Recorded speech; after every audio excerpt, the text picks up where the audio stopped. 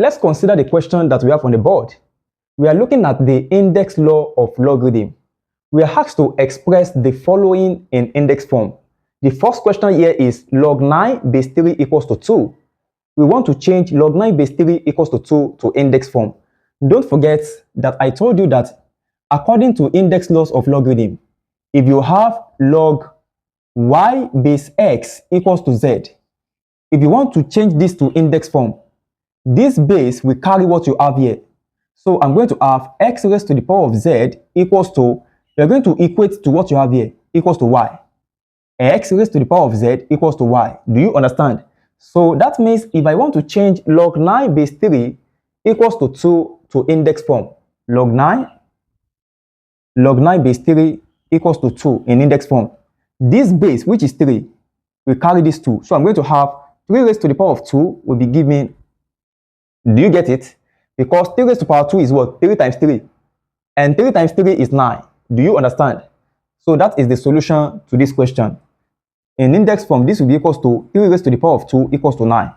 Okay, let us look at the second question. We have log 64 base 2 equals to x. We are asked to change this to index form.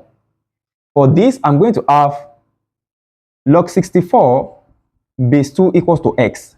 In index form, I'm going to have 2 raised to the power of x equals to 64. Do you understand? So the answer to this is 2 raised to the power of x equals to 64. 2 raised to the power of x equals to 64. Now, let's now say you are asked to find the value of x. Hello? Do you know the goals of the question is to change all the expression from logarithmic form to index form, right? But now, let's now assume that the question now proceed and said, solve for the value of the variable. For example, from this point, find the value of x. Do you know that 2 raised to the power of x equals to 64? 64 in index form can be written as 2 raised to the power of 5, right? 2 times 2, 4, 4 times 2, 8, 8 times 2, 16, 16 times 2, 32. Oh, 2 raised to the power 6. That is 2 raised to the power 6, right?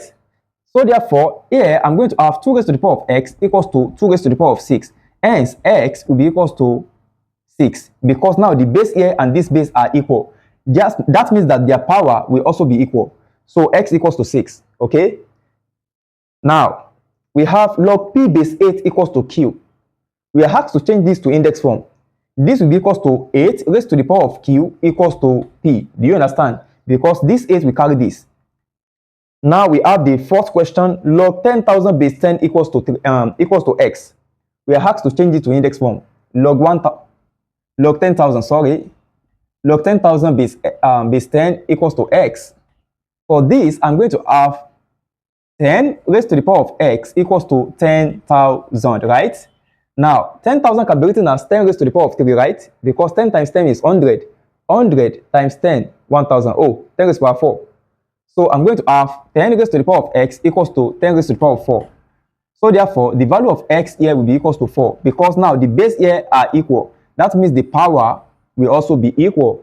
So this in index form will be 10 raised to the power of x equals to 10,000. Okay? Now we have the next question, which is log 1 over 16 base 2 equals to negative 4. We are asked to change this to index form. The answers to this will be 2 raised to the power of negative 4 equals to 1 over 16. And this is true. This is true because if you have, listen to me, if you have a raised to the power of negative 1 will give you what? 1 over a, right? According to law of indices. By the way, if you want to learn more on indices, you can check the link in the description of this class. You're going to find the link there if you want to learn more on indices, okay?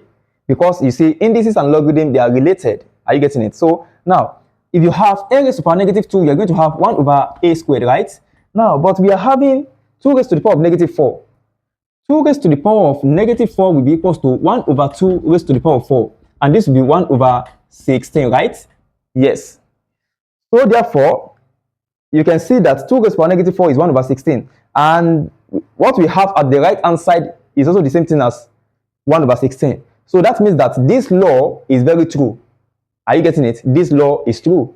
And the last question, we have log 3 base 27 equals to 1 over 3. We are asked to change this to index form. Here, I'm going to have 27 raised to the power of 1 over 3 equals to 3. Let us simplify 27 raised to the power of 1 over 3. 27 raised to power 1 over 3 will be equals to square root of, third root, the third root of 27. And the third root of 27 will give me 3 because 3 raised to the power of 3 will give me 27, right? 3 times 3, 9.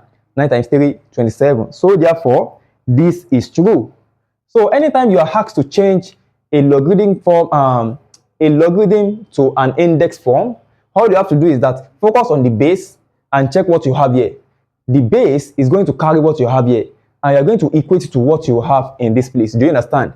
So if you have log t base p equals to z, what will be the answer in index form? That will be p raised to the power of z equals to t.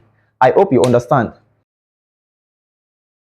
Okay, having learned the various laws of logarithm, now let us look at the application of all these laws.